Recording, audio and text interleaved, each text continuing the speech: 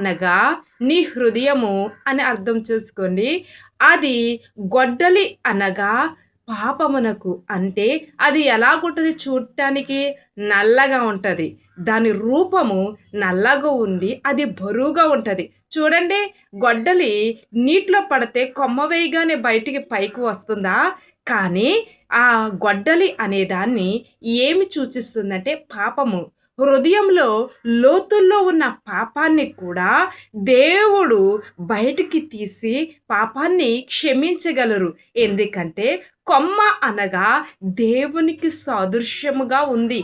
ఆ కొమ్మ వేయగా నీలో ఉన్న దాగి ఉన్న ప్రతి పాపమును కూడా బయటికి తీసి దేవుడు నిన్ను పవిత్రపరచుచున్నాడు. అది ఎటువంటిదైనా, ఎటువంటి రహస్యమైనా, అది మనుష్యులకు చెప్పుకోలేనిదైనా, ఎవరి వల్ల కానిదైనా నా ప్రభు వల్ల మాత్రమే అవుతుందని ఆ లోతునున్నది బయటికి తీయడానికి దేవుడు ఇష్టపడుతున్నాడు. నిజమే, ఇలాంటివి మన జీవితాల్లో ఉన్నాయా?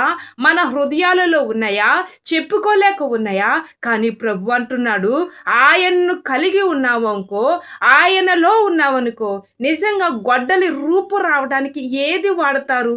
ఆ గొడ్డలి దేనితో కాలుస్తారు? అగ్ని చేత కాలుస్తారు. నిజమే, నీవు నేను కూడా ఆ పాపమును కాల్చడానికి దహించు అగ్నిగా దేవుడు మన మధ్యనున్నాడు. ఆ పాపము ఏ మానవుడు తీయలేడు. నశించిన నన్ను నిన్ను రక్షించటానికి ఆయన ఈ భూమి మీదకి వచ్చారు. అగ్ని ఆయన దహించు అగ్నిలా నిన్ను నన్ను కాల్చి వంకర్లున్నా, ఎలాంటి లోపాలున్నా సరిచేయగలిగిన దేవుడు. సరేనా?